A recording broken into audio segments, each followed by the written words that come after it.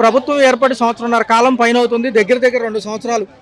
చూస్తే మరి ఏ విధానాలు ఉన్నాయి సార్? నిజంగా మహిళలకు పెద్దపీట అంటున్నారు చంద్రబాబు గారు, కానీ ఎక్కడా కూడా అమలైన దాఖలాలు లేవని ఇప్పుడు వాళ్ళు చెప్తున్నారు క్లియర్‌గా. మరి ప్రైవేట్ రంగాన్ని ప్రోత్సహిస్తానని చెప్పి ప్రభుత్వ కళాశాలని ఇలా చేయడం వల్ల పేదవాడు ఎవడన్నా వైద్యం చదవాలంటే ఏంటి పరిస్థితి? రెండోది పేదవాళ్ళు వైద్యం పరిస్థితి. ప్రభుత్వ విధానం ప్రైవేటుకి అనుకూలం. దీంట్లో ముఖ్యంగా ఏంటంటే ఇవాళ జగన్మోహన్ రెడ్డి గారు తెచ్చిన 17 మెడికల్ కాలేజీలను ప్రైవేట్ పరం చేయడం అనేది చాలా దుర్మార్గమైన విషయం. ఈ ప్రభుత్వ మెడికల్ కాలేజీల వల్ల ఎంప్లాయ్మెంట్ వస్తుంది. ఫస్ట్ థింగ్ కొన్ని వేల మంది, కనీసం ఒక 40 వేల మందికి ఎంప్లాయ్మెంట్ వస్తుంది. దానికి తోడు విద్యార్థులకు తక్కువ ఫీజులో ఉన్నతమైన విద్య అందించే అవకాశం ఉంటుంది. అదే ప్రైవేట్ మెడికల్ కాలేజీలు అయితే ఫీజులు గుప్పించుకుని దోపిడీ చేసుకుని రాష్ట్రాన్ని విద్యార్థుల జీవితాలతో సర్వనాశనం చేస్తారు. అలాగే ఇకపోతే ఈ ప్రభుత్వ వైద్య కళాశాలకు అనుబంధంగా ప్రభుత్వ ఆసుపత్రులు నిలుస్తాయి. ఆ ప్రభుత్వ ఆసుపత్రులు కూడా మల్టీ స్పెషాలిటీ ఆసుపత్రులు వస్తాయి. దానివల్ల పేదవాడికి మెరుగైన వైద్యం ఉచితంగా అందుతుంది. ఇవాళ మనం ఎన్టీఆర్ హెల్త్ సేవ, ఎన్టీఆర్ ట్రస్ట్, ఇది అది అని చెప్పి అనుకుంటున్నాం. కానీ 17 మెడికల్ కాలేజీలలో ఇచ్చే వైద్యం ప్రైవేటు ఆసుపత్రుల్లో డబ్బులు దోచుకుని డబ్బులు దండుకోవడానికి మాత్రమే ఉపయోగపడుతుంది తప్పితే ఇది పేదవాడికి ఏ విధంగానూ ఉపయోగపడదు. చూసుకుంటే సార్, ఇటుపక్క రాజశేఖర రెడ్డి హయాంలో ఆరోగ్యశ్రీ, ఇటుపక్కకు వస్తేనేమో మరి ఇప్పుడు ఆరోగ్యశ్రీ నిర్వీర్యమైంది. ఎవరైతే ఉన్నారో నెట్వర్క్ హాస్పిటల్స్ బకాయిలు ఉన్నాయని చెప్పి ఆపేశారు సేవలు. దాన్ని ఏదో కేంద్రం స్కీమ్లో చేశారు. దాని గురించి చాలా మందికి కూడా అవగాహన లేదు. ఇప్పుడు కేంద్రం మోడీ గారు ప్రవేశపెట్టిన ఆభా స్కీము మంచిదే, కానీ అది ఇప్పుడు ఎవరికి అవగాహన కల్పించడం ఈ ప్రభుత్వం కేవలం వాళ్ళ స్వార్థం కోసం, వాళ్ళ ప్రైవేటు వైద్యశాలల, ప్రైవేటు కళాశాలల అభివృద్ధి కోసం మాత్రమే పనిచేస్తున్నాయి తప్పితే పేదవాడికి అందుబాటులో ఉందామనే కనీస జ్ఞానం కూడా లేని ఈ ప్రభుత్వం చాలా దుర్మార్గంగా ఉంది. అలాగే ఫీజు రియంబర్స్మెంట్ కానీ, ఇప్పుడు జగన్మోహన్ రెడ్డి గారి ప్రవేశం ఉచిత ఇళ్ళని కూడా రద్దు చేస్తున్నారు. ఇదంతా ఇప్పుడు 2.5 లక్షల కోట్లు అప్పు చేశారు. ఈ 2.5 లక్షల కోట్లు ఎక్కడ ఏం ఖర్చు పెట్టారో ఎవరికి చెప్పట్లేదు. కేవలం అమరావతి రాజధాని ఒకటే రాజధాని కాదు, ఆంధ్రప్రదేశ్ మొత్తం రాజధానిగానే భావించాలి. ఆంధ్రప్రదేశ్ మొత్తాన్ని డెవలప్ చేయాలి. ఇకపోతే ఈ ప్రైవేట్ మెడికల్ కాలేజీల వల్ల విద్యార్థులకు ఉచిత సీట్లు వస్తాయి. ఉచిత సీట్లు దీనివల్ల పేద బడుగు బలహీన వర్గాలు, తర్వాత ఆర్థికంగా వెనకబడిన కొన్ని వర్గాలు, వీళ్ళందరికీ కూడా వైద్య విద్య అందుబాటులోకి వస్తుంది. ఇవన్నీ మర్చిపోయి ఎందుకు చేస్తున్నారో, ఎవరి కోసం చేస్తున్నారో, ఎవరి స్వార్థం కోసం చేస్తున్నారో అనేది ప్రజలు గ్రహించాలి. దయచేసి ఈ ప్రభుత్వం ఇప్పుడైనా ఈ నిర్ణయాన్ని వెనక్కి తీసుకుని రాష్ట్రాన్ని ప్రైవేటు పరం కాకుండా కాపాడాలని నేను కోరుకుంటున్నాను. ఈరోజు జగన్ గారు కట్టిన మెడికల్ కాలేజీలు ఇప్పుడున్న ప్రభుత్వం ప్రైవేటు పరం చేస్తుంది. పేద విద్యార్థులు మెడిసిన్ చదువుకోవాలంటే ప్రైవేటు పరంగా అయితే చాలా భారం, చాలా లక్షలు అవుతాయి ఆ మెడిసిన్ సీటు రావడానికి, కొనడానికి కూడా. అదే జగన్ గారు అయితే బడుగు బలహీన వర్గాలు ప్రజలు బాగా చదువుకోవాలి, వారందరూ డాక్టర్లు అవ్వాలి అనే ఒక మంచి ఉద్దేశంతో మెడికల్ కాలేజీలు కట్టిస్తే ఇప్పుడున్న గవర్నమెంటు ఆ కాలేజీలు ప్రైవేటు పరం చేసేసి పేద ప్రజలకి విద్య లేకుండా చేస్తుంది.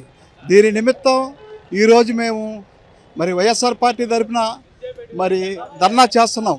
మల్లాది విష్ణు గారి ఆధ్వర్యంలో మరి ఈరోజు ధర్నా చేస్తున్నాం.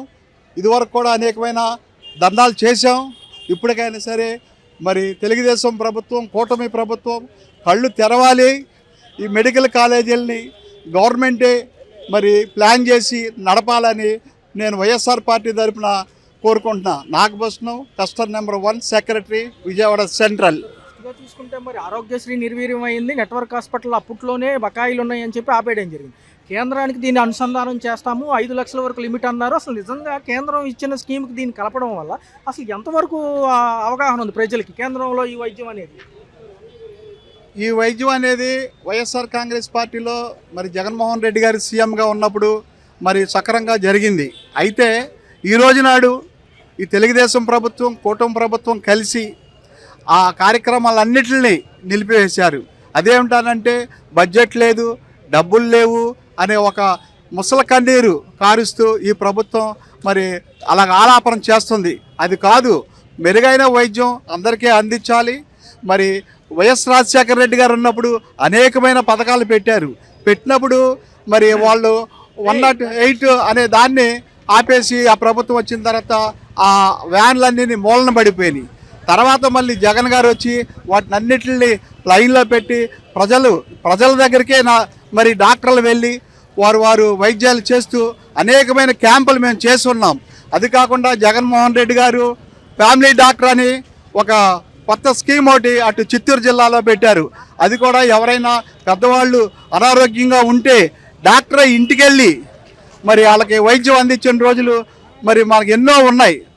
అలాంటి మంచి కార్యక్రమాలని ఈ ప్రభుత్వం పక్కన పెట్టి ఈ రోజునాడు పేద ప్రజలకు అన్యాయం చేస్తుంది. ఈ ప్రభుత్వాన్ని ఎవరూ సహించరు. మరి కనుక వైఎస్ఆర్ పార్టీ తరఫున దీన్ని మేము ఖండిస్తున్నాం. మరి ఇప్పటికైనా సరే ఈ ప్రభుత్వం కళ్ళు తెరిచి ప్రజలకు మరి మేలైన వైద్యం ఈ ప్రైవేటీకరణ చేయకుండా మెడికల్ కాలేజీలే గవర్నమెంట్ నడపాలని మేము కోరుకుంటున్నాం. ప్రభుత్వం సంవత్సరంన్నర కాలం పైనే అవుతుంది. ఒక పక్క ప్రైవేటీ రంగాన్ని ప్రోత్సహిస్తూనే ప్రభుత్వం సంబంధించిన వైద్య కళాశాలని ప్రైవేట్ రంగానికి ఇస్తానంటుంది. మరి ఏం జరుగుతుంది? పేదవాడు రేపు ఏదైనా విద్యార్థి చదువుకోవాలన్న సీట్ల పరిస్థితి ఏంటి? ఏదైనా వైద్యం కావాలని రోజు కూలి చేసుకునే వాళ్ళ పేదవాళ్ళ పరిస్థితి ఏంటి? అసలు ఏం జరుగుతుంది? ఈరోజు చూస్తూ ఉంటే అండి, మనకి ఈ ప్రైవేటీకరణ అని చెప్పేసి అని దాదాపు జనాలందరూ కూడా దీన్ని వ్యతిరేకిస్తున్నారు.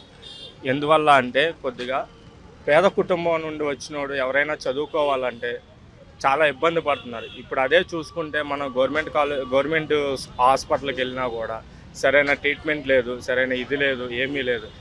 మన జగన్ గారు ఉన్న ప్రభుత్వంలో అయితే కంపల్సరీగా ఆరోగ్యశ్రీ కానీ ఏదైనా సరే మనకి అందుబాటులో ఉండి ప్రతి ఒక్క పేదవాడు గవర్నమెంట్ హాస్పిటల్కి వెళ్ళాలంటే ఇలా కాళ్ళు ఎగరేసుకొని మరీ వెళ్ళేవాళ్ళు. అలాంటిది ఇప్పుడు వెళ్ళాలంటే చాలా భయపడటం కాకుండా సరైన వైద్య సౌకర్యం లేకుండా ఏమీ లేకుండా చాలా ఇబ్బంది పడుతున్నారు. మనం చూసుకుంటే ఆరోగ్యశ్రీ అప్పుడు రాజశేఖర రెడ్డి గారు ప్రవేశపెట్టినప్పటి నుంచి దిగ్విజయంగా జరుగుతూనే వచ్చింది. జగన్మోహన్ రెడ్డి గారు దాన్ని 10 లక్షల వరకు తీసుకెళ్దామని చూశారు. ఇప్పుడు చూసుకుంటే నెట్వర్క్ హాస్పిటల్ బకాయిలు ఉన్నాయని చెప్పి, డబ్బులు లేవని చెప్పి ప్రభుత్వం దాన్ని నిర్వీర్యం చేసింది. మరి ఇటుపక్క చూసుకుంటేనేమో ప్రైవేటీకరణ. మరి ఏమంటారు అసలు ఇట్లా పేదవాడు అసలు వైద్యానికి? రెండోది ఆయుష్మాన్ భారత్ గురించి ఎంతమందికి అవగాహన ఉంది పేదవాళ్ళు? చూస్తూ ఉంటే అండి, ఇప్పుడు మామూలుగా మనకి మీరు అన్నట్టుగానే 25 లక్షల ఆరోగ్యశ్రీ కార్డు మీద ఇచ్చిన ఏకైక ఎవరైనా గవర్నమెంట్ ఉందంటే మన వైఎస్ఆర్సీపీ మన జగన్ గారే చేసింది. అలాంటిది ఇంతకుముందు ఏదైనా కిడ్నీలు కానీ లివర్లు కానీ ఎలాంటిది ఏదైనా ఇబ్బందికరంగా ఉంటే కనుక గవర్నమెంట్ మన పేదవాడు ఇంతకుముందు కూడా మీకు చెప్పినట్టే పేదవాడు వెళ్ళిపోయి నాకు జగన్ గారు ఇచ్చిన నమ్మకం మాకుంది, మాకు 25 లక్షలు మా ఆరోగ్యశ్రీ కార్డు మీద ఉంది అని చెప్పుకొని వెళ్ళిపోయి ఏదైనా ప్రైవేటు హాస్పిటల్కి వెళ్ళిపోయి ఫ్రీగా ట్రీట్మెంట్ చేసుకొని వచ్చేసి సురక్షంగా ఇంట్లో ఉన్నారు. అది కాకుండా ట్రీట్మెంట్ అయిన తర్వాత కూడా ఎటువంటి ఇబ్బంది లేకుండా రూపాయి ఇచ్చి ఆయన పేదవాడిని ఆదుకొని ఇంట్లోకి తీసుకెళ్ళి జేఆర్ఎస్ వరకు కూడా ఏదైనా చేసిన గవర్నమెంట్ ఉందంటే మన వైఎస్ఆర్సీపీ ప్రభుత్వమే ఉంది. అవునండి, అదే అర్థం కావట్లేదు ఇప్పుడు దాని గురించి అని. ఇప్పుడు చూస్తూ ఉంటే మనం దాదాపు మేము ఒక 2 నెలల నుండి ప్రతిదీ ఇంటికి వెళ్ళిపోయి ఏంటమ్మా ఇలా జరుగుతుంది అని చెప్పేసి అని అడుగుతూ ఉంటే ప్రతి ఒక్క పేదవాడు కానీ ప్రతి ఒక్క ఇంట్లో నుండి కానీ వచ్చేదంటే ఈ గవర్నమెంట్ వచ్చిన తర్వాత నుండి మమ్మల్ని అసలు పట్టించుకోవట్లేదు, ఏమీ చేయట్లేదు. దాదాపు ఇంత కింద ప్రభుత్వమే మనకి బాగా సౌకర్యం కలిగింది. వారంటీ లేరు, ఏదైనా వార్డు సచివాలయానికి వెళ్ళినా కూడా రేపు రండి ఎల్లుండి రండి అని చెప్పే ఇదిలో ఉన్నారు. ఏది సరైన సౌకర్యం లేదు. ఏది ఉన్నా కూడా ఇంతకుముందు మన జగన్ గారు ఉన్న గవర్నమెంటే మంచిది, బాగా రన్ అయింది. వారంటీ సమస్య ఇంట్లోకి వచ్చేసి మాకు అన్ని సౌకర్యం కలిగించారు. వాళ్ళతో పాటు ఆశా వర్కర్ కూడా ఇంట్లోకి వచ్చి షుగర్ టెస్ట్ కానీ ఏదైనా కూడా అన్నీ జరిగినాయి. ఇప్పుడున్న గవర్నమెంట్లో అలాంటి ఏం జరగట్లేదని చెప్పేసి కూడా ఈ మన పేద ప్రజలు కానీ మన గ్రామం ఉన్న ప్రజలు కానీ అందరూ కూడా చెప్పేది అదే అండి. తదుపరి చూసుకుంటే జనవరి తర్వాత ఏదైతే జడ్పీటీసీ ఎంపీటీసీ ఎలక్షన్స్ ఉన్నాయి కాబట్టి ఎలా ఉండబోతుంది? ప్రజలు ఖచ్చితంగా బుద్ధి చెప్తారంటారు ఈ ఎలక్షన్? ఇది చూస్తూ ఉంటే అండి కంపల్సరీగా జనాలు బుద్ధి చెప్తారండి. ఎందుకంటే కంపల్సరీగా 100% కంపల్సరీ జనాలు మంచి వాళ్ళ దగ్గరికి వెళ్తుంటే వాళ్ళు చెప్పే ఇది బట్టి అనవసరంగా మనం ఈ గవర్నమెంట్ని గెలిపించుకున్నాం, ఇంతకుముందు మరే మన జగన్ గారిని మనం ఎందుకు గెలిపించుకోలేదా అని చెప్పేసి అని గుండెలు బాదుకునే జనాలు కూడా ఉన్నారండి ఈ రోజుల్లో. ఇప్పుడు కూడా అదే ఇది జరుగుతుంది. ఇప్పుడు ఈ రోడ్ ఎక్కి ఎంతమంది జనాలు వచ్చారంటే దానికి కారణం ఏంటండి? మీరే చెప్పండి. ఎంతమంది జనాలు ఉన్నారు ఇక్కడ, ఎంతమంది జనాలు వచ్చారంటే ఒక ఆయన్ని నమ్ముకొని మనం ముందుకు వచ్చామంటే ప్రజల్లో గవర్నమెంట్ ఎంత వితకరణ ఉందో మీరు ఒకసారి ఆలోచించండి.